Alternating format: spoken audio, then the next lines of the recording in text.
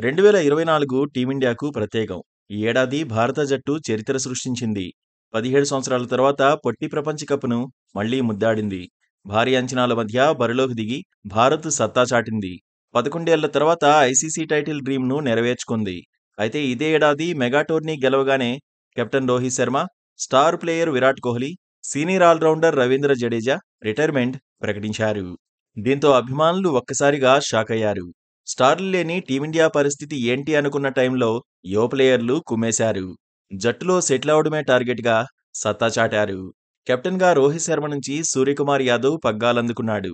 టీ20లో టీమిండియాకు bright future ఉందనుకునేలా ఈ సంవత్సరం కొందరు యువ ప్లేయర్లు పరుగుల పండగ చేసుకున్నారు. గతంలో వచ్చిన అవకాశాలను వినియోగించుకోలేకపోయిన సంజు శాంసన్ 2024ను మాత్రం మెమరబుల్గా మార్చుకున్నాడు.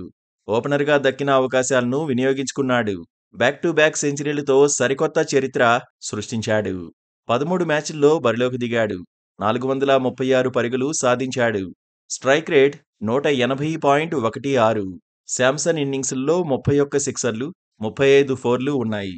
డేంజరస్ బ్యాటర్ సూర్యకుమార్ యాదవ్ కూడా తగ్గేదే లేదన్నాడు. కెప్టెన్గా, బ్యాటర్గా ఇంపాక్ట్ చూపించాడు. శ్రీలంక టూర్లో తీన్మారాడేశాడు. 3-0తో సిరీస్ గెలిచాడు. ఆ తర్వాత బంగ్లాదేశ్ పైన హిట్ అయ్యాడు. సిరీస్ను సొంతం చేసుకున్నాడు.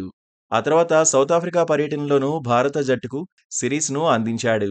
బ్యాటర్గా సూర్యకుమార్ యాదవ్ 18 మ్యాచ్ల్లో 429 పరుగులు చేశాడు. 151.59 స్ట్రైక్ రేట్ను నమోదు చేశాడు. సూర్యకుమార్ యాదవ్ 4 హాఫ్ సెంచరీలు కొట్టాడు. అయితే ఈసారి సెంచరీ మార్కును మాత్రం అందుకోలేదు. 22 సిక్సర్లు, 41 ఫోర్లు బాదాడు.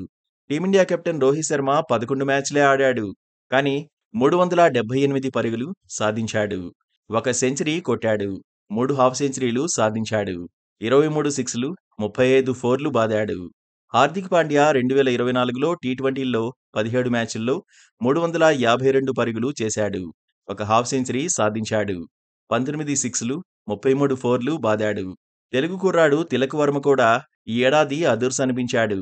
సౌత్ ఆఫ్రికా టూర్లో బ్యాక్ టు బ్యాక్ సెంచరీలతో మెస్మరైజ్ చేశాడు. 5 మ్యాచ్ల్లోనే 306 పరుగులు కొట్టేశాడు. 23 ఫోర్లు, 21 సిక్స్లు కొట్టాడు.